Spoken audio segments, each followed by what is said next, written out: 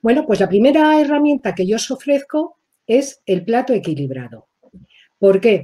Porque si nosotros ya tenemos un referente sobre lo que queremos conseguir llevar a la mesa, nos será mucho más fácil hacer la selección y poder cocinar. Entonces, ¿en qué consiste un plato equilibrado? Bueno, pues como vemos aquí, lo hemos dividido en 3 espacios en el que hay unas hortalizas, unas proteínas y unos carbohidratos. Entonces, aquí lo vemos más especificado, lo que sería la fuente de proteínas, las hortalizas, el carbohidrato. Acompañaríamos siempre que sea posible con agua. De postre, lo ideal sería una fruta. Y luego, por supuesto, en el momento del cocinado o de aderezar ensaladas, aceite de oliva virgen. Y si es extra, mucho mejor.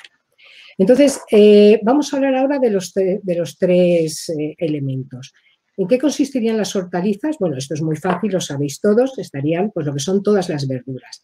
Las que cocinamos, como son las espinacas, la coliflor, las judías verdes, las alcachofas, y luego también incluiríamos las que vamos a utilizar en crudo pues para preparar ensaladas, como puede ser de todo tipo de lechugas, espinacas baby, tomates, aguacate.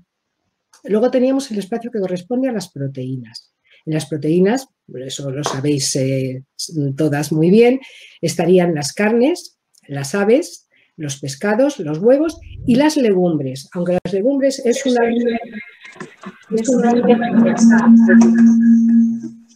tiene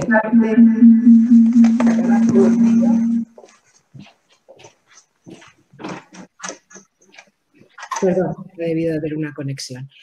Las legumbres nos ponemos en el apartado de proteínas, aunque en su composición tiene parte de carbohidratos y parte de proteínas. Y luego, bueno, pues tenemos el apartado de los carbohidratos, donde estaría el pan, las patatas, la pasta, todos los cereales. Estás matando, tú solo matas por ¿No quieres ver a tu madre en directo? Perdonad un momento.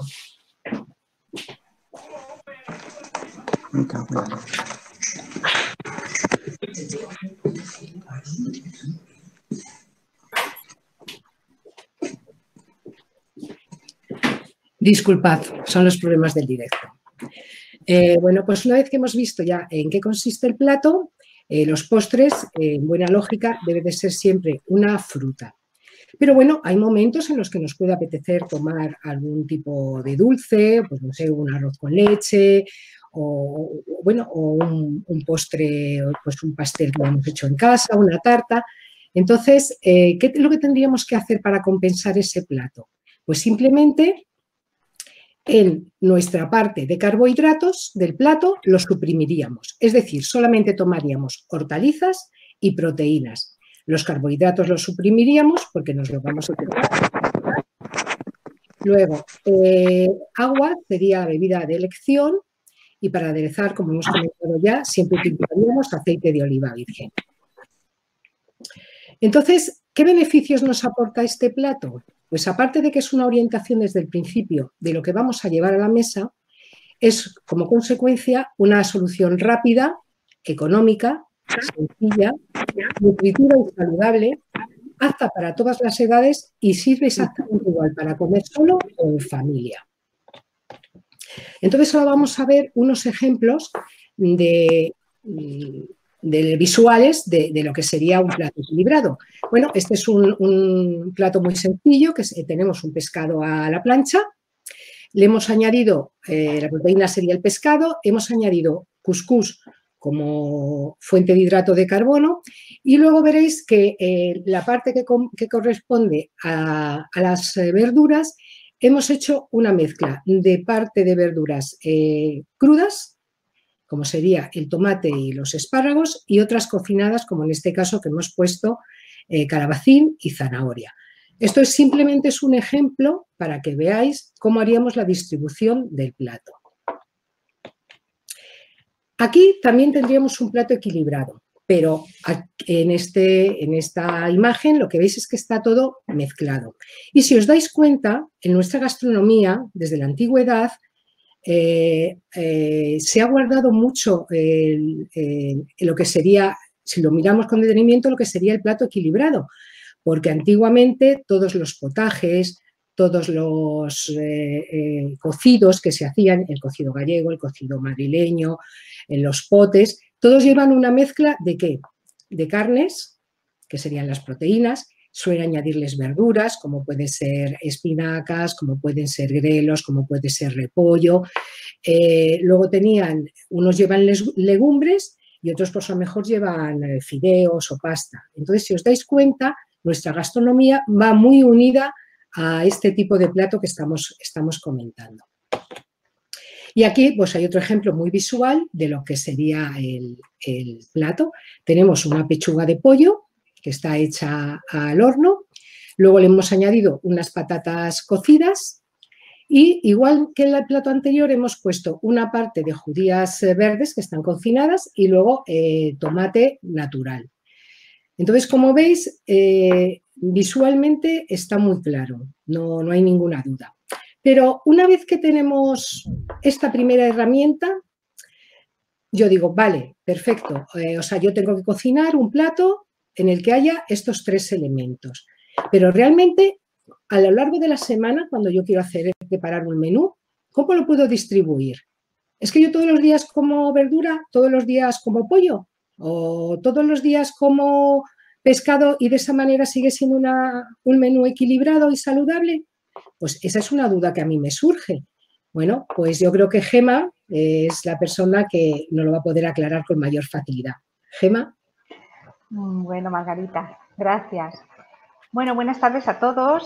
Ya os conozco más o menos de la semana pasada y aquí os he puesto pues una vieja conocida vuestra, que como es la rueda de los alimentos, donde tenemos los diferentes alimentos que constituyen los diferentes grupos que constituyen o que van a constituir nuestro menú.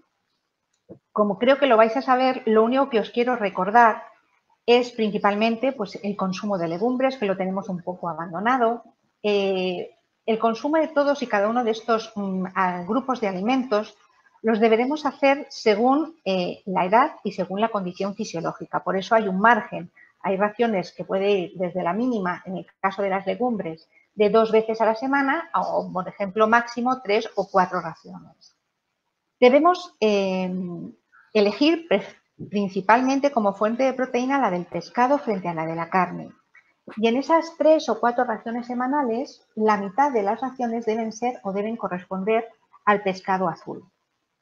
Las carnes que vamos a elegir principalmente van a ser carnes de aves y dentro de las carnes que poco a poco vamos intentando no denominarlas como rojas, pero para distinguirlas de las aves, elegiremos las partes que son más magras, como son el solomillo, como son el lomo alto, el lomo bajo, etc. Huevos, hay un rango para consumirlos de 2 a 5 raciones perfectamente, sin ningún problema. Igual que antiguamente nos decían que las personas que tenían una hipercolesterolemia no debían consumir cierta cantidad de huevos, se ha visto, hay estudios científicos que se han visto que el huevo no aumenta el colesterol en sangre. Y luego, pues os he puesto también los frutos secos de 3 a 7 raciones por semana, pues porque me parece que es un buen tentempié, un puñadito de frutos secos para solucionarnos esas medias mañanas o bien esas medias tardes. De todos he sabido que frutas, verduras y hortalizas hay que consumir un mínimo de 5, o de 5 al día no significa que como máximo son 5, sino un mínimo de 5, dando especial preferencia a las verduras 3 raciones y 2 a las frutas. En cuanto a los cereales, pasta, arroz y tubérculos, deciros que os tenéis que decantar principalmente por las opciones integrales y la fuente de grasa principal, pues aquellos aceites vegetales, principalmente y primordialmente el aceite de oliva virgen. Entonces, una vez que ya sabéis los diferentes alimentos que constituyen los diferentes grupos, con todo ello, ¿cómo elaboramos un menú? Margarita. Bueno, pues una vez que Gemma nos ha aclarado las veces que podemos tomar cada uno de estos alimentos a lo largo de la semana, nuestro siguiente paso en estas herramientas que os he comentado que íbamos a utilizar sería crearnos una estructura de menú semanal. Si os dais cuenta, yo en este diseño que os he hecho, básico, no hablo de platos ya cocinados, sino de alimentos. Es decir, por ejemplo, el lunes vemos que pone legumbres, pescado blanco, verdura y pan integral opcional. ¿Esto qué quiere decir? Que si yo sé que tengo que tomar los lunes legumbres, tengo la libertad de elección de qué tipo de legumbre voy a utilizar. Y además tendré en cuenta los gustos míos o de mi familia para ver cómo lo puedo encajar mejor. Entonces, ¿qué ocurre? Si yo, por ejemplo, digo los lunes, vamos a suponer, dispongo de más tiempo y yo quiero hacer unas lentejas, vamos a poner por caso. Lo tengo que tener en cuenta para ver si luego hago más cantidad por si el viernes quiero repetir o el viernes quiero hacer otro tipo de legumbre. Entonces, eso va a ser algo muy personal de cada uno de vosotros. Vosotros tenéis que decidir qué es lo que queréis comer. Ya sabéis que vamos a tener un monográfico sobre legumbres, con lo cual ahora no me quiero extender mucho porque ahí siempre pensamos en que, legumbres, pensamos en platos contundentes y además que nos va a llevar mucho tiempo. No, podemos hacer ensaladas y podemos hacer platos muy sencillos que las calorías no son excesivas y vamos a comer perfectamente. ¿Veis lo que pone pescado blanco? Pues exactamente igual. Si a uno le gusta el lenguado, puede tomar un lenguado y otro puede decir, pues yo prefiero pescadilla o otro tipo de pescado. Entonces, esta es la libertad que nos va a hacer preparar esta estructura de menú semanal. Veis que en todos los días aparece el pan integral como opción. Entonces, en caso, por ejemplo, de los niños, la fuente de hidratos de carbono suele ser mayor y en cambio en los adultos, bueno, pues podemos decidir, pues hoy voy con mucha prisa, no me echo pasta, pero no prescindo del pan o me preparo mi plato de pasta y ya no tomo pan. Utilizamos uno de los dos fuentes de hidratos de carbono.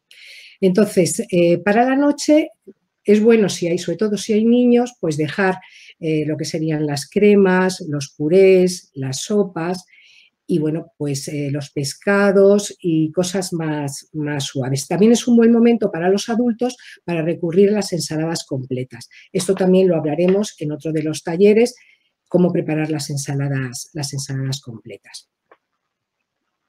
El arroz, aquí lo teníamos el jueves.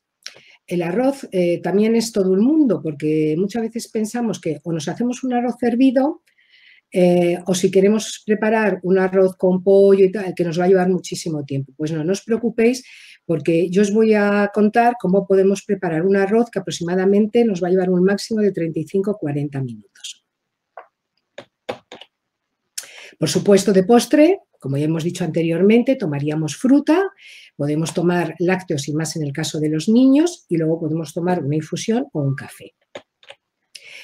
Bueno, pues ya hemos visto cuál es nuestro plato equilibrado, cuáles son las cantidades semanales de cada uno de estos alimentos y un poco cuál sería una planificación semanal.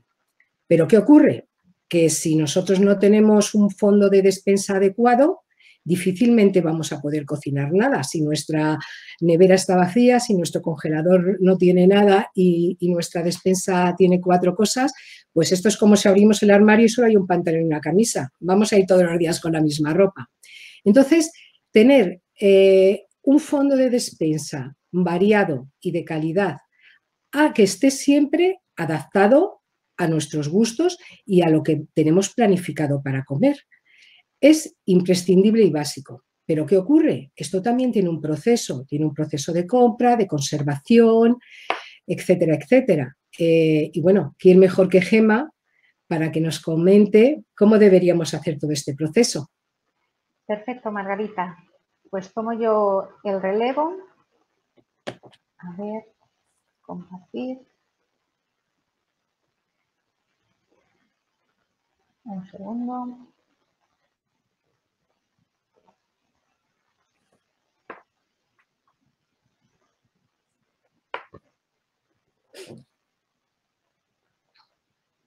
Perfecto, pues nosotros para poder planificar nuestra despensa, pues hemos hecho la lista de la compra, como ya hablamos en el primer taller, y ahora nos vamos a hacer la compra. En el momento que nosotros adquirimos un alimento, somos responsables de la seguridad de ese alimento. De nada sirve que los distribuidores, los vendedores, los restaurantes cuiden al máximo y sigan al pie de la letra esas estrictas normas de seguridad si nosotros, como último eslabón de la cadena alimentaria, no lo cumplimos. Por tanto, nosotros vamos a empezar a hacer nuestra compra y tenemos que seguir, y ahora lo vais a ver por qué, un determinado orden. Vamos a empezar por productos no perecederos, seguimos por productos que considero perecederos y finalmente productos refrigerados y congelados. ¿Pero qué es eso de producto no perecedero? Normalmente los productos no perecederos son aquellos que normalmente suelen estar envasados. Hay algunos que no, como por ejemplo pueden ser las patatas, el aceite, el café, las conservas. Entonces, este tipo de alimentos no tienen unas necesidades especiales de conservación. Nosotros los podemos tener en nuestra despensa, sí, vigilando pues unas condiciones mínimas de temperatura, que no haya una temperatura demasiado elevada, que estén en una zona seca, bien ventilada, y es la mejor manera para mantener este tipo de productos. Cuando cojamos estos productos, sí es cierto que debemos ver su fecha de caducidad o su fecha de consumo preferente. Os lo recuerdo porque supongo que lo sabréis, pero os lo recuerdo. Llamamos fecha de consumo preferente a aquella fecha pasada la cual el alimento puede ser consumido, pero pierde sus características organolépticas. Puede perder parte de su sabor, parte de su textura. Sin embargo, la fecha de caducidad es aquella fecha en la que a partir de la cual el producto no está en condiciones óptimas ni adecuadas para ser consumido porque puede producirnos una enfermedad. Ejemplos de estos productos no perecederos, como hemos dicho, pues por ejemplo pueden ser el arroz, la pasta, los bricks de leche esterilizadas, que todavía no nos hemos abierto, las conservas, tanto de lata como por ejemplo en tarro de cristal, y el aceite. Os he dicho que estos alimentos deben conservarse con unas condiciones mínimas. Por ejemplo, el aceite, si estaría bien, pues en unas condiciones mínimas de que no les diera excesivamente la luz, por el tema de evitar posibles oxidaciones. Después rellenaríamos o llenaríamos nuestro cesta de la compra con productos perecederos. Yo llamo productos perecederos, por ejemplo, a las frutas, a las verduras, que son los productos que necesitan unas condiciones de conservación específicas de temperatura, de presión, porque si no se cuidan van a producir una aceleración del proceso de descomposición del producto y por tanto vamos a acortar mucho la vida útil de este producto. Y finalmente vamos a terminar nuestra compra cogiendo los productos refrigerados y congelados. Este tipo de productos sí es necesario que tengan unas condiciones, debemos conservarlos en unas condiciones específicas de temperatura. Mirad, os he puesto aquí el recorte de una noticia que seguro que os resulta familiar. El verano pasado tuvimos una de las crisis alimentarias más importantes en España. Se trataba de un brote de listeriosis asociado a la carne mechada y producido por una bacteria, la listeria. Este tipo de alerta sanitaria, este brote, pues nos afectó, o la verdad es que nos preocupó enormemente tanto a las autoridades competentes, porque veíamos que se estaba extendiendo incluso también a los consumidores. Es fácil que encontréis otro tipo de, cada X tiempo aparecen nuevas noticias de alertas sanitarias relacionadas pues con los alimentos. Entonces, ante esto, uno se pregunta, los alimentos efectivamente son nutritivos, pero ¿son seguros? ¿Es seguro? ¿Son seguros los alimentos que comemos? ¿Y de quién depende esa seguridad? Bueno, pues yo os voy a empezar contestando por la segunda pregunta. ¿De quién depende esa seguridad? Pues la seguridad depende de todos los que constituimos la cadena alimentaria, es decir, que va desde los productores como ganaderos, agricultores, personas que distribuyen los alimentos, que reparten los supermercados, los restaurantes y, por supuesto, como no, nosotros que somos los consumidores. De ahí la estrategia de la granja a la mesa. Y ahora os contesto esa segunda pregunta que os hacía. ¿Es seguro lo que comemos? Os tengo que decir que rotundamente es seguro lo que comemos. El problema está en la manipulación que se hace de los alimentos en todos los eslabones de la cadena alimentaria que os he mencionado y, por supuesto, en la manipulación que nosotros hacemos de esos alimentos que compramos en casa. El tema de la limpieza de manos no es un tema nuevo ahora con relación o que ha surgido como consecuencia de la COVID. Para nada. De hecho, sabemos que las manos son un vehículo importante de transmisión de microorganismos a los alimentos. Por eso es necesario que se realice una buena limpieza de manos. Esta limpieza de manos tiene que ser de una forma concienzuda, que seguro que la habéis escuchado en numerosos tutoriales o en numerosas noticias ahora con relación a la pandemia en la que estamos sumergidos, y tiene que hacerse con agua y jabón, más o menos unos 5 minutos, y luego el secado de manos se tiene que hacer con un papel de un único uso. Muchas veces empezamos a la hora de manipular nuestros alimentos con esa limpieza de manos. Muchas veces por desinformación o bien porque adoptamos una serie de costumbres que siempre las hemos visto hacer. Sin embargo, estas costumbres no son del todo saludables desde un punto de vista de seguridad alimentaria. Y vamos a ver algunos ejemplos. Por ejemplo, el tema de frutas y verduras. Insistimos los nutricionistas de que son unos alimentos excelentes. Son fuente, nos van a proporcionar micronutrientes importantísimos como son vitaminas y minerales. Y como vimos en el taller anterior, potencian nuestro sistema inmunológico.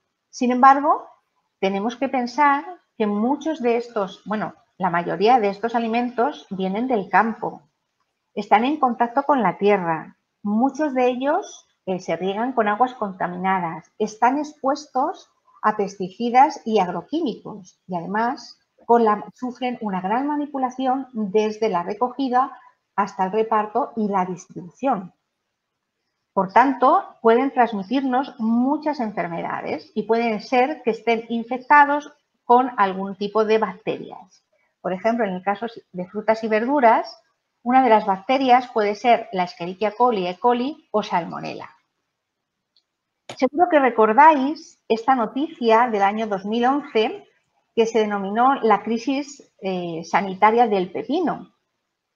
Bueno, pues esta crisis sanitaria se originó en Alemania y pensaron que el problema lo tenían unos pepinos contaminados con E. coli.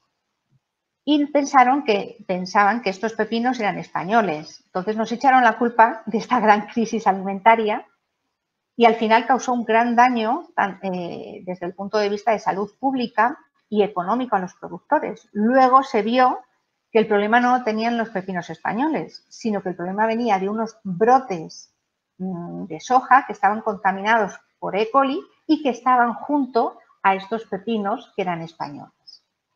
Os pongo todas estas noticias no para alarmaros ni para causar alarma, sino para que seáis conscientes de la seguridad alimentaria, que es fundamental la manipulación, cómo hagamos esa manipulación y sobre todo pues para que estéis informados.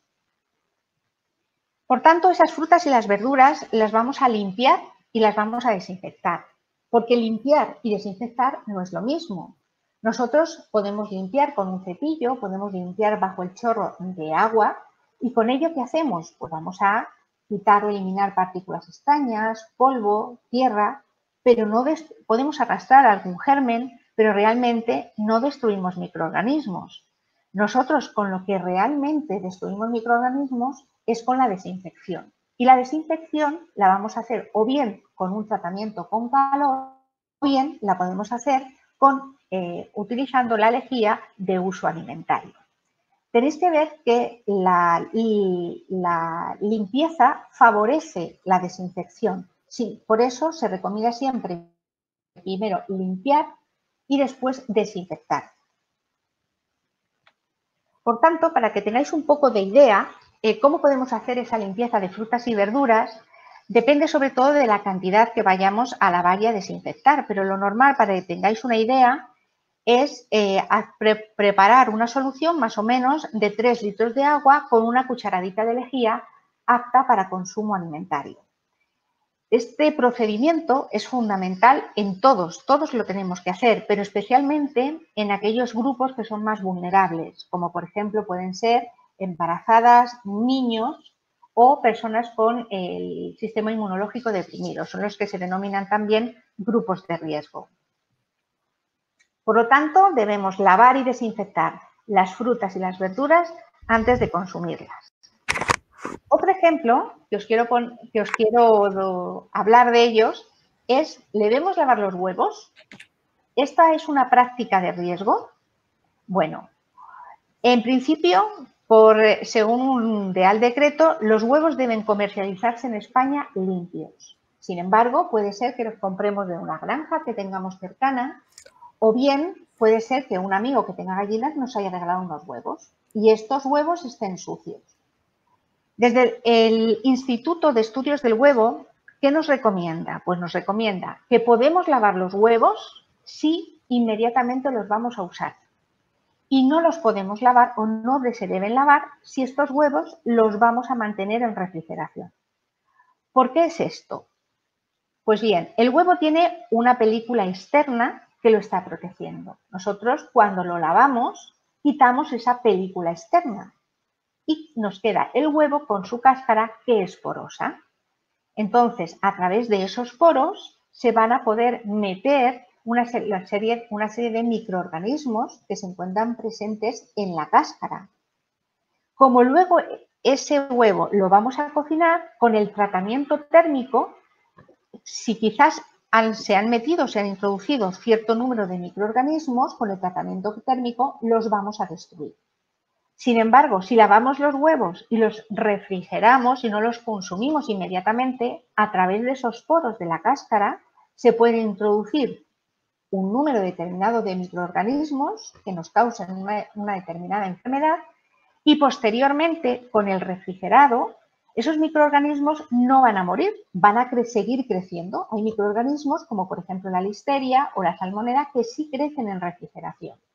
Por tanto, luego tendremos que eliminar esos microorganismos con un tratamiento térmico que tiene que ser más intenso. Otra de las prácticas que también se hace es lavar el pollo. ¿Realmente hay que lavar el pollo? ¿Es una práctica de riesgo lavar el pollo? Hace unos años en el Reino Unido se propuso una campaña muy fuerte ante el aumento desproporcionado de personas que tenían una serie de problemas intestinales, problemas de diarrea. Entonces se pensó que precisamente era porque mucha parte de la población lavaba el pollo.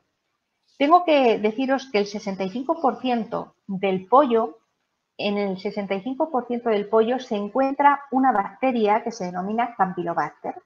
Y esta bacteria se encuentra de forma natural en el tubo digestivo, principalmente de las aves. Si nosotros lavamos el pollo, ¿qué vamos a hacer? No vamos a reducir la carga bacteriana. Uno de los problemas que tiene el Campylobacter es que se disemina muy fácilmente con la manipulación que se puede hacer, por ejemplo, para dividirlo en porciones o en trozos en el punto de venta, o con la manipulación que nosotros podamos hacer del pollo en nuestra casa. Y, por tanto, facilita la contaminación cruzada. ¿Qué significa eso de la contaminación cruzada? Pues la contaminación cruzada no es más que la transferencia de microorganismos de un alimento que está crudo a otro cocido, o bien de un alimento que está contaminado a un alimento que está limpio o no contaminado. Diferenciamos dos tipos de contaminación cruzada, una contaminación directa y una contaminación indirecta. La directa es aquella en la que existe transferencia o transmisión de microorganismos de un alimento a otro alimento. Por ejemplo, imaginaos que quiero preparar la comida y en la misma tabla tengo puestos ciertos alimentos. Tengo puestos un trozo de carne que está cruda y que está contaminada y al lado hay unos tomates que hemos desinfectado previamente. Al final, por esa proximidad y por ese roce, el alimento contaminado, como puede ser la carne cruda, va a contaminar al otro alimento, como son los tomates. Y luego tenemos una contaminación cruzada indirecta, que es aquella en la que se transmiten los microorganismos por medio de utensilios que utilizamos al cocinar, por la superficie de cocina, por la ropa o a través de las manos. Por ejemplo, imaginaos que tengo una tabla para cortar. Entonces, en esa tabla corto los trozos de carne y esa carne está contaminada. Después quito la carne, pero no limpio la tabla, ni tampoco limpio el cuchillo con el que he cortado la carne. Y sigo cortando otro alimento, como puede ser un tomate que está desinfectado. Al final, el tomate se va a infectar por el cuchillo y por la tabla con la que previamente hemos cortado esa carne contaminada. Y volvemos una vez que ya hemos aclarado un poco algunas prácticas que hacemos no muy saludables desde el punto de vista de la seguridad y de la inocuidad de alimentos, pues vamos a seguir con nuestra compra y le vamos a dedicar un momento especial a esos productos que son refrigerados y congelados. Por norma os digo que todo alimento que compremos refrigerado en el supermercado lo tenemos que refrigerar en casa y todo alimento congelado lo tenemos que congelar también en casa. ¿Cuál es el problema de que tienen estos alimentos refrigerados y congelados? Lo más importante es que tienen que mantener su temperatura sin grandes oscilaciones. Es decir, no tiene que haber grandes oscilaciones en el transporte, por ejemplo. ¿Por qué? Fijaos aquí, porque esto podría suponer un peligro de seguridad alimentaria. Fijaos en el termómetro que tengo en la parte de la izquierda. Aquí vemos que temperaturas superiores a los 65 grados centígrados van a destruir microorganismos. Temperaturas de refrigeración y de congelación, es decir, por debajo de los 5 grados centígrados, los microorganismos no van a morir, pero sí se va a producir una disminución en la velocidad de crecimiento de dichos microorganismos. Sin embargo, encontramos una tercera zona que la llamamos la zona de peligro. Esta zona de peligro, las temperaturas que la constituyen son temperaturas que van desde los 5 o 10 grados centígrados a los 65 grados.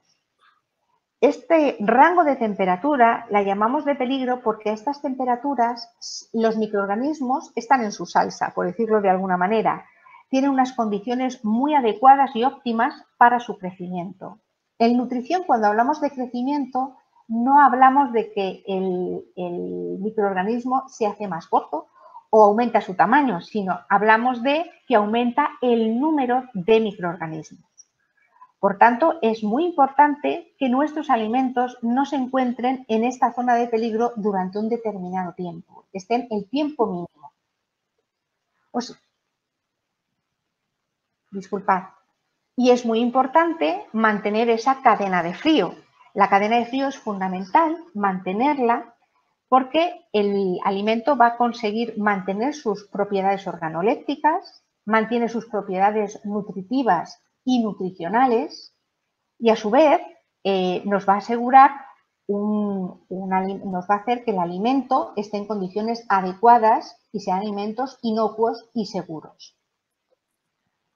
Esta cadena de frío es muy difícil saber si se ha perdido en refrigeración. Quizás a lo mejor os pueda servir como indicio en aquellas bolsas de lechugas, de espinacas, de verduras preparadas que sirven directamente para el consumo. Si miramos la fecha de consumo preferente vemos que no ha pasado y sin embargo el producto en su interior está como con mucha agua. Eso es un indicio de que se ha podido romper la cadena de frío. Donde no hay dudas es cuando se rompe la cadena de frío durante la congelación. Aparece escarcha en el producto o bien aparecen bloques apelmazados dentro del producto. Seguro que alguna vez lo habéis visto.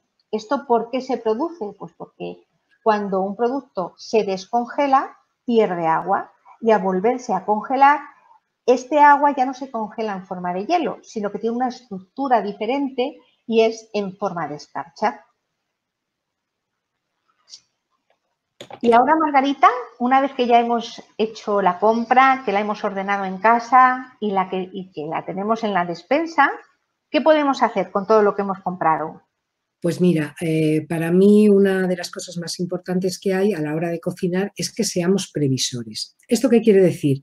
Que si nosotros planificamos preparar un plato determinado, tenemos que pensar si ese plato lo podemos congelar para semanas posteriores o si nos va a venir bien cocinarlo, volverlo a tomar en 2 o 3 días, con lo cual lo vamos a refrigerar.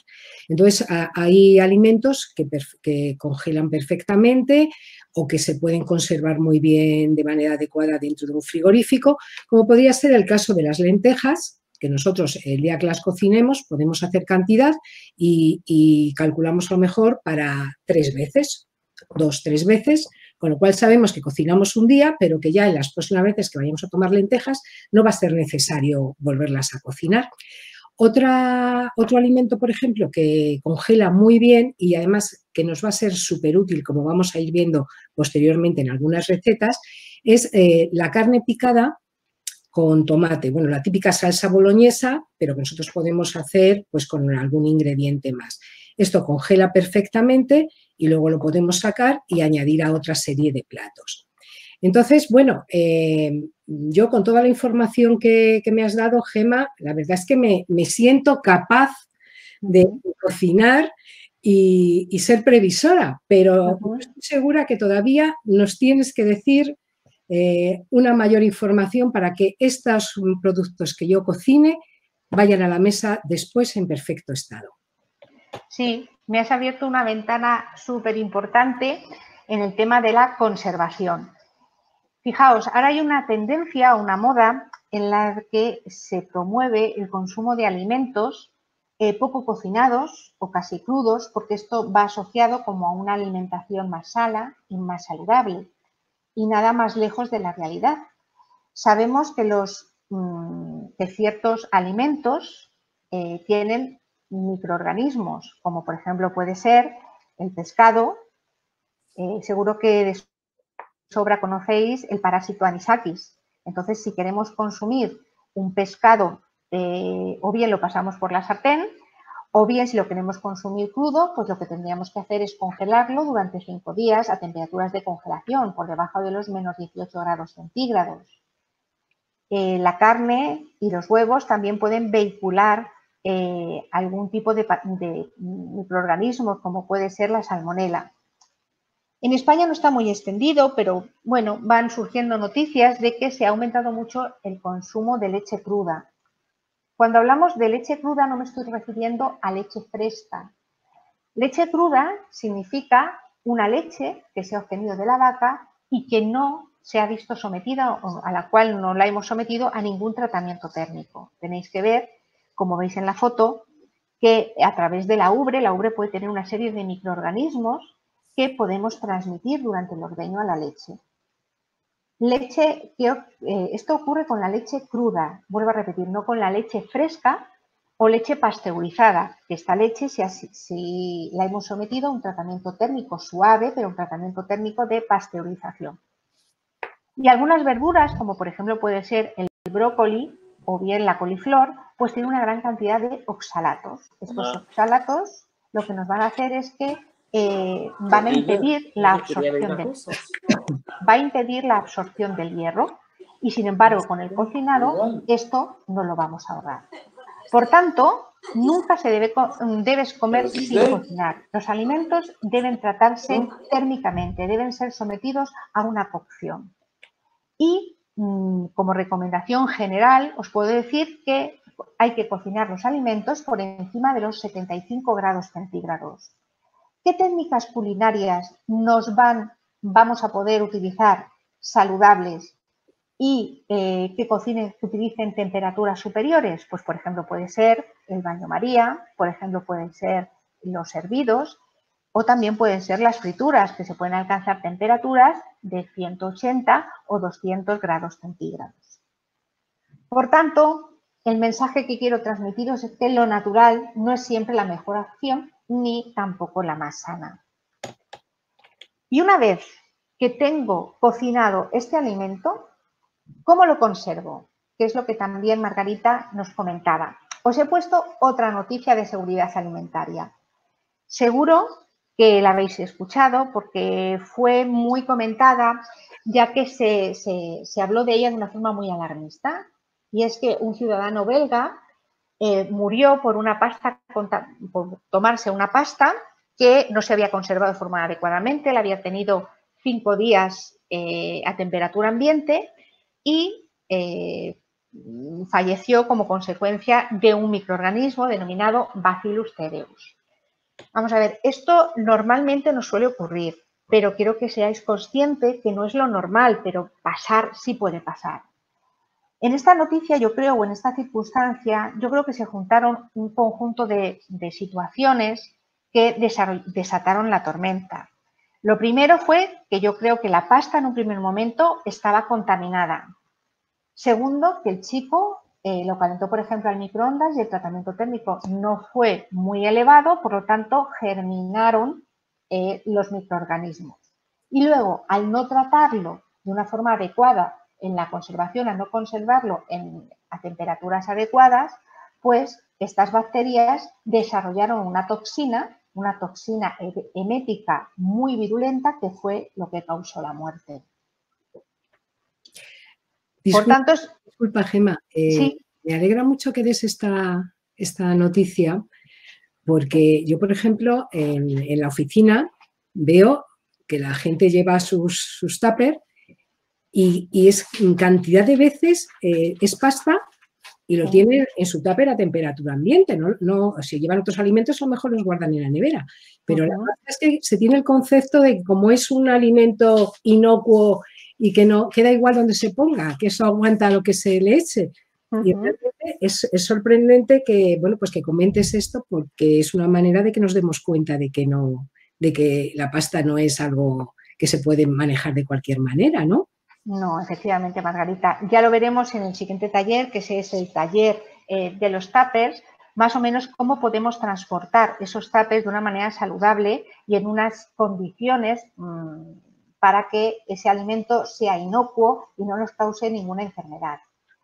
En general, deciros que los alimentos, una vez que están cocinados, ¿cuánto tiempo deben transcurrir hasta que yo los meta en un método en la nevera, por ejemplo, o en el congelador?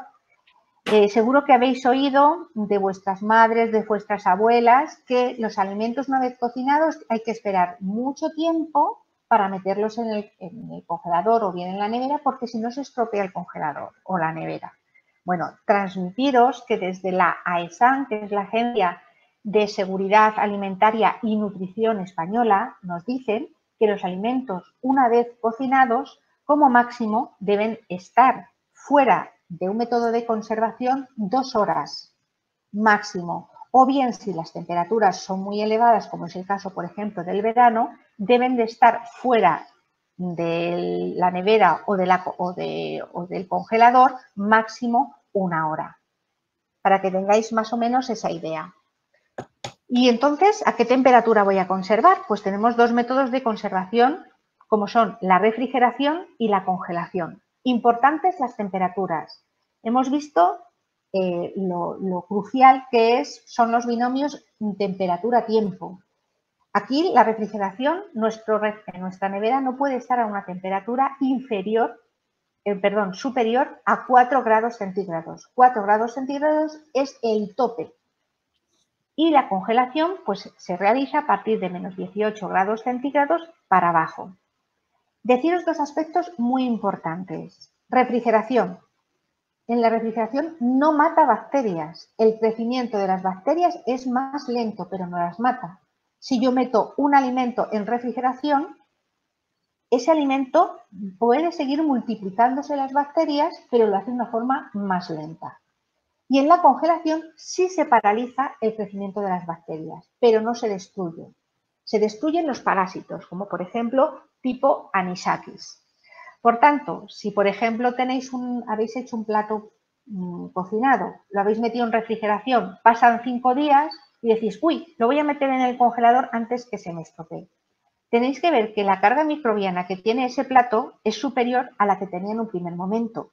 Entonces, si lo metéis en el congelador o si lo congeláis, efectivamente se va a paralizar el crecimiento de bacterias, pero el número de bacterias que hay en ese plato no van a disminuir, van a ser las mismas. Entonces, nosotros utilizamos la congelación como método de conservación, pero no podemos utilizar la congelación como un método para arreglar determinados platos. Y en esta nevera que vamos a utilizar, ¿cuántos días me pueden aguantar los alimentos? Pues esto va a depender del tipo de alimento. Por ejemplo, los embutidos, generalmente aquellos embutidos que están loncheados, que se han manipulado y que nosotros nos lo vamos a tomar sin un tratamiento térmico previo, como por ejemplo puede ser el salmón ahumado o bien estas lonchas que nos parten en las charcuterías de jamón cocido, pues van a tener una duración máxima de 3 o 4 días en nuestra nevera. El pollo, al igual que la carne picada, van a tener una duración menor, muy parecida a la de la carne, a la del pescado y del marisco, 1 o 2 días aproximadamente. La carne picada aumenta mucho su superficie y al aumentar mucho su superficie, y hay trocitos muy pequeños, aumenta la probabilidad de tener más microorganismos y que estos proliferen. La carne, por ejemplo, en filetes o en chuletas, pues va a durar unos 3 días. Los huevos, aproximadamente pues unas 4 semanas. En el caso de que sean huevos cocidos, nos durarán solamente 1 semana. Y la leche, aproximadamente 3 o 4 días. Si es una leche de brick esterilizada que la hemos abierto, si la leche es pasteurizada, pues tendremos que tener más cuidado porque es más perecedera. Y estos alimentos, ¿cómo los vamos a distribuir en la nevera? Porque no toda la nevera está a la misma temperatura. Las neveras, las temperaturas más frías se encuentran en la parte de abajo, porque el aire frío es más denso. Y las temperaturas más calientes se encuentran en la parte superior, que al ser menos denso, pues se va hacia la parte superior. Tenéis que ver que la refrigeración no es más que una cesión de calor. Un alimento que tiene más calor cede ese calor al entorno y por eso se enfría. Por tanto, en la parte más baja de nuestra nevera vamos a tener los alimentos más perecederos, como son la carne, el pescado o si vamos a descongelar algún producto. Normalmente ahora las nuevas neveras tienen una parte que es como un cajón donde pone 0 grados y precisamente están destinadas para esto.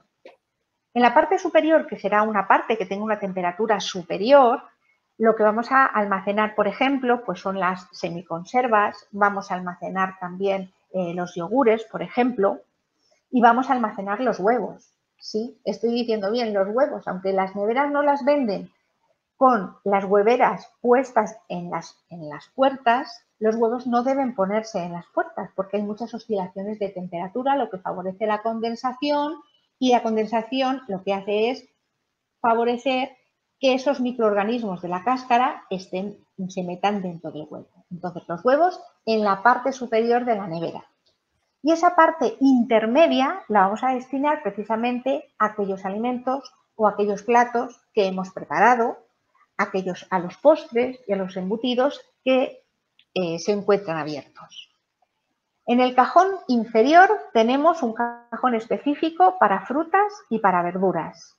Y en la puerta, por tanto, ¿qué vamos a almacenar? Pues vamos a almacenar las latas, vamos a almacenar las botellas, la mantequilla, la margarina, la mermelada, todos este tipo de productos son los que vamos a almacenar porque es la parte donde se van a producir, vuelvo a repetir, más oscilaciones de temperatura al abrirla y al cerrarla y, por tanto, tenemos que tener aquí alimentos o productos que no se vean mermada su calidad por esos cambios de temperatura.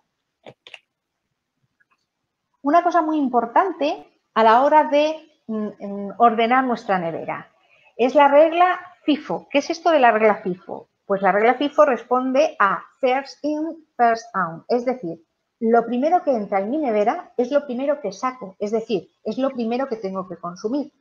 En la parte más delantera tengo que poner aquel alimento que ha entrado primero y luego dejar una parte libre en la parte más posterior para ir rellenándola con aquellos alimentos nuevos que voy comprando. Sin embargo, hay una serie de alimentos que no tienen por qué conservarse en refrigeración y muchas veces lo hacemos, precisamente por esa desinformación o esa costumbre que mencionaba anteriormente. Algunos de estos alimentos que no necesitan refrigeración, porque si los refrigerásemos probablemente cambiaríamos o tendrían problemas en su estructura o en sus propiedades, pues son dentro de las verduras, las patatas, la calabaza, los ajos, cebollas, pimientos, tomates.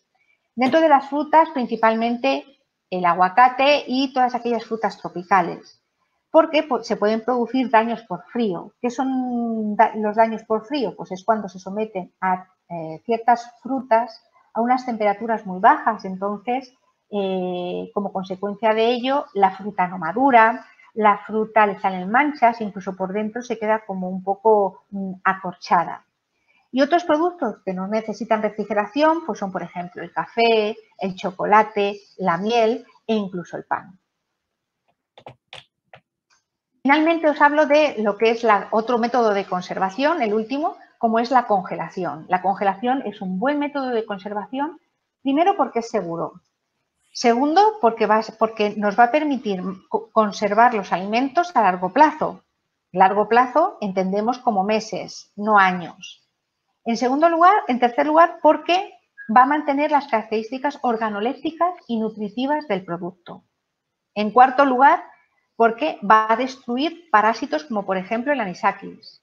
Y en tercer lugar, porque aunque no destruye bacterias, sí se va a producir una parada en la velocidad de crecimiento de esos microorganismos.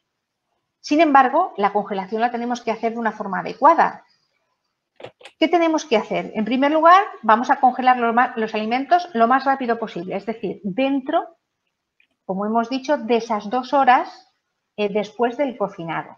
Vamos a protegerlos bien. Los vamos a introducir en tuppers herméticos o bien en bolsas de congelación adecuadas. Los vamos a etiquetar. Recordad que nuestro congelador no es un agujero negro en el que vamos a ir metiendo y metiendo alimentos y de repente un día cuando vayamos a sacarlos, pues resulta que tenemos alimentos ahí congelados un año.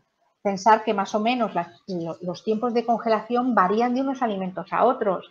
Pues desde los helados, que lo normal es que duren un mes en el congelador o deban mantenerse un mes en el congelador, pero más o menos tenemos unas fechas de congelación de 4 o 6 meses, no hablamos de años.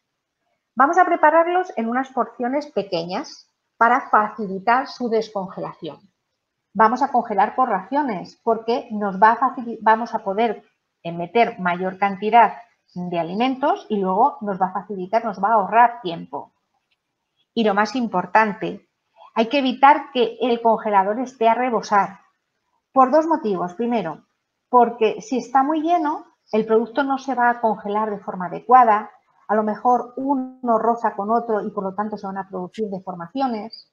Otras veces lo que se produce es que hay un aspecto que se denomina quemaduras por frío. La quemadura por frío seguro que os ha pasado, que habéis ido a descongelar un alimento y os habéis encontrado que tenía como unas manchitas blancas. Esas manchitas blancas se produce por una mala congelación del producto. El producto se puede consumir, es seguro, es inocuo, y sus características nutricionales no han cambiado, lo único es que en la textura sí lo vais a notar, es un producto deshidratado que también cambia hasta cierto punto el color. Y también tenemos que evitar que esté a rebosar ese congelador porque el aire que va a congelar no va a circular de forma adecuada. Finalmente, os hablo de cómo descongelar de una forma segura. Os he puesto 3 métodos de descongelación según el tiempo que se tarda en descongelar. Tenemos un método lento, que es en la nevera, como os he dicho, en la parte más inferior de la nevera. Pondremos nuestro alimento en un recipiente adecuado con una rejilla para que todo aquel agua o todos aquellos exudados que se liberen como consecuencia de la descongelación no estén en contacto directo con el alimento. y lo pondremos, como os he dicho, en la parte más baja de la nevera. Importante es que nuestra nevera tiene que tener una temperatura no superior a 4 grados centígrados y se trata de un proceso lento. Más o menos tardará unas 4, 5, 6 horas, depende de la cantidad que tengamos que descongelar. Lo lógico en estas ocasiones es ser previsores y entonces la noche antes es sacar el alimento y ponerlo a descongelar. Otro segundo procedimiento de descongelación es en el agua, pero el requisito fundamental es que el producto esté envasado al vacío, es decir, que el agua no entre en contacto directo con el alimento. Si el producto está envasado al vacío, lo sumergiremos en agua fresca, nunca en agua demasiado caliente, para que no haya tanto choque térmico. Y finalmente, como un método de descongelación muy rápido, tenemos la opción del microondas. El microondas es un buen método de descongelación si lo hacemos igual de una forma adecuada. Para ello utilizaremos lo mismo, un recipiente apto para microondas con una rejilla para que los exudados no entren en contacto directo con el alimento que se está descongelando, y es muy importante elegir la opción de descongelar en el microondas. Es decir, yo no puedo descongelar en el microondas como si estuviese calentando un alimento. ¿Por qué? Porque si no, lo que se va a producir es una inadecuada descongelación. Se me van a quedar partes ya descongeladas, incluso cocidas y cocinadas, y otras partes sin descongelar. Todo esto está relacionado con la seguridad alimentaria, así que es la parte más fea, por decirlo de alguna manera, que me ha tocado transmitiros. Pero ahora os dejo con Margarita, que espero que no tengáis demasiada hambre porque nos va a preparar unos platos extraordinarios. Bueno, aquí tendríamos otro calabacín relleno, en este caso lleva pollo, lleva setas, lleva verduras y está hecho con una salsita muy clara de bechamel. Esto es un clásico wok que todos conocéis, es un método de cocinar magnífico porque utilizamos muy poco aceite y además lo cocinamos muy rápidamente. Simplemente tenemos que ir añadiendo los productos según su dureza. Yo os recomiendo que empecéis por las verduras que hemos cortado en juliana, el pimiento rojo, el pimiento verde, la cebolla, el último el calabacín, y luego lo salteéis añadiendo el pollo en tiras. Luego lo podéis salpimentar y bueno, aquí pues hay quien le puede añadir un poquito de salsa de soja y esto es un plato que más o menos en 10-12 minutos lo tenéis listo.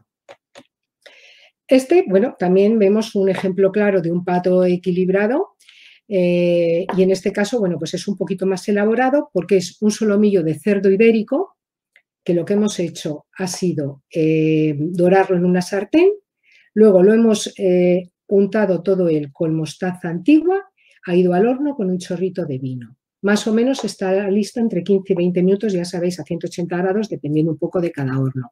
Mientras hemos servido unas patatas que las añadimos los últimos 10 minutos de horno para que se doren y el brécol le hemos hecho al vapor. Bueno, esto es un guiso de pechuga de pavo. Ya os comenté antes que bueno, los guisos nos dan mucho juego a la hora de conseguir estos platos equilibrados. En lugar de utilizar otro tipo de carne, bueno, pues nos hemos ido a la carne de pavo y es lo mismo. Hacemos un sofrito con cebolla, pimiento, añadimos los trozos del pavo cortado en cuadraditos, lo salteamos un poco. Añadimos la patata, lo mezclamos bien, un chorrito de caldo de pollo si tenemos y luego se añaden las alcachofas y los guisantes. Es un plato que la cocción que va a llevar es la que tarda en estar blanda la patata, que puede ser unos 20 minutos, ya que el pavo se hace rápidamente. Bueno, es una receta que me imagino que la conoceréis mucho y sobre todo si tenéis niños. Esto es un pastel de carne y patata. Entonces, bueno, esta es una solución magnífica para una comida familiar, para comidas en las que hay niños y en las que vamos a introducirles las verduras. ¿Por qué? Porque vamos a utilizar un fondo de puré de patata y que está claro que si vamos a ir a nuestros recursos de despensa podríamos utilizar perfectamente, en lugar de hacer el puré clásico cociendo patatas que nos llevará más tiempo, bueno, pues el puré de patata instantáneo. Pondríamos un fondo de puré de patata, luego podríamos añadir una pisto, A continuación pondríamos la carne picada, que podría ser de ternera, de cerdo, de cordero, quedaría también muy rico, o de pollo o pavo. Incluso se podría sustituir por pescado. Si lo hacéis con salmón, quedaría buenísimo también. Cubrimos otra vez con puré de patata, espolvoreamos mucho queso, iría al horno, que estaría aproximadamente unos 15 minutos más el tiempo de gratinado. Bueno, este es un plato en el que hemos mezclado tallarines clásicos de pasta con tallarines de calabacín. Tenemos que cocer los calabacines de pasta el tiempo que nos indique el fabricante y luego en una sartén vamos a saltear las gambas con unos dientes de ajo, añadimos nuestros espaguetis de calabacín, los de pasta, lo mezclamos bien y bueno, si nos gusta podemos añadirle un toque de guindilla. Bueno, pues aquí veis una receta muy sencilla, pero está hecha en microondas. ¿Cómo la hemos hecho? Bueno, ya iremos viendo a lo largo de los talleres que podemos cocinar de muy diferentes maneras. En este caso se ha utilizado el microondas. Las patatas no, las patatas estaban hechas fritas. Pero ¿qué hemos hecho? Picar muy menudo las verduras que vamos a utilizar, como la cebolla, pimiento rojo, pimiento verde y calabacín. Lo hemos puesto, daría igual que lo hicieseis en un papillot o en un recipiente especial para microondas y lo metéis 3 minutos. Lo laváis bien y solamente con el agüita que desprenden ya las verduras, en 3 minutos ya tienen un primer paso de cocción. Ponemos encima nuestra porción de pescado, lo vamos a salpimentar, le echamos un chorrito de limón y un poquito de ajo y perejil. Cerramos el papillot si lo hemos utilizado o el recipiente de microondas y lo volvemos a dejar aproximadamente, si no son filetes gordos, otros 3 minutos. Y tenéis un plato exquisito. Simplemente tenéis que añadir una ensalada para que subamos nuestra dosis de verduras. Bueno, aquí tenemos arroz. El arroz ya os he comentado antes que, vamos, a mí en la cocina me da un juego increíble y que lo vais a poder cocinar con todo tipo de carnes, pescados y verduras. Aquí es un arroz muy, muy fácil y una solución rápida. Si carecéis de tiempo, incluso podríais utilizar pues los arroces estos que vienen en terrina ya listos, sería otra opción. Si no, bueno, pues conocemos nuestro arroz 18 minutos más o menos. Lo hemos salteado con unas espinacas baby, le hemos añadido un toque de pimentón, lo hemos mezclado todo bien, hemos frito un huevo y aquí tenemos un plato equilibrado y perfecto. Bueno, aquí tenemos un plato de pasta integral en espirales. Y como veis, lo hemos salteado con verduras. Hemos puesto pimiento rojo, pimiento verde, le hemos puesto brécol, que el brécol le hacemos 3 minutos al microondas para que se ablande un poco. Lleva espinacas baby. Y en este caso, bueno, pues el plato está así sin haberle añadido ninguna porción de proteína. Entonces la tendríamos que poner aparte. Pero este plato quedaría perfecto si salteaseis primero el pollo, fueseis añadiendo las verduras y en el último momento echaseis ya la pasta en espiral. Y bueno, pues es un plato de pisto, me imagino que todos lo conocéis, para mí es uno de los reyes de la cocina, porque es una manera de tomar verdura en cantidad, con mucho color, con mucho sabor y que podemos variar. Si os dais cuenta, este es un plato que está extendido, pues podríamos decir, por todas nuestras regiones o comunidades autónomas, porque tenemos pisto en La Mancha, tenemos pisto en Murcia, tenemos pisto en Andalucía y en el norte. Pero ¿qué ocurre? Que cada uno tiene unas características diferentes. Hay uno básico que se hace solamente con cebolla, pimiento y calabacín. En otras zonas ya le añaden la berenjena. En otras no añaden berenjena, pero sí le ponen calabaza. Y en otros le ponen patata. Entonces, este es un plato que podéis preparar, que admite congelación perfectamente siempre que no le pongáis patata y que nos va a dar juego para infinidad de platos, como iremos viendo. Y bueno, pues aquí tenemos un plato clásico que he querido que sea el que nos cerrara el menú, porque yo creo que no hay nadie que se resista a esto, que es un buen pisto con un huevo frito y unas patatas fritas. Aquí tenemos, siguiendo con las verduras, verduras rellenas. Esto también nos da cantidad de posibilidades y opciones. Aquí tenemos, bueno, unas berenjenas que en el fondo se ha puesto una capa de pisto, arriba la carne picada, luego se ha puesto mucho queso y se ha gratinado. Esto, como ya los ingredientes los ponemos cocinados, solamente necesitarán 10 minutos de horno más el tiempo que vamos a gratinar. Estas son recetas que iremos viendo paso a paso. Y bueno, pues siguiendo con las verduras rellenas, aquí tenemos unos pimientos. Aquí hemos puesto mucho color en la mesa, teníamos un día que estábamos de subida, así que rojo, verde y amarillo. Entonces, si os dais cuenta, porque se ven perfectamente en las imágenes, en el primero, al hacer la mezcla entre el pisto y la carne picada, se ve perfectamente el pisto, en el segundo nos ha quedado más arriba la carne picada. Entonces, es lo que os comentaba, si tenéis congelado pisto, si tenéis congelado la carne picada, simplemente es, siguiendo los pasos que nos ha dado Gema, descongelar, rellenar nuestros pimientos y al horno hasta que el pimiento está blando. Legumbres, tenemos un taller ya de legumbres que veremos más a fondo, pero bueno, aquí tenemos un ejemplo, que serían unas legumbres, unas lentejas a las que hemos añadido unas espinacas y un arroz. Y este es otro plato de legumbres en el que hay verduras variadas y patata. Bueno, esto ha sido a título orientativo en cuanto a las recetas, pero yo espero que en los siguientes talleres vayamos profundizando y podamos aclarar más dudas. Lo más importante es que haya quedado claro el concepto de cómo tenemos que crear nuestro plato equilibrado para llevar una dieta adecuada.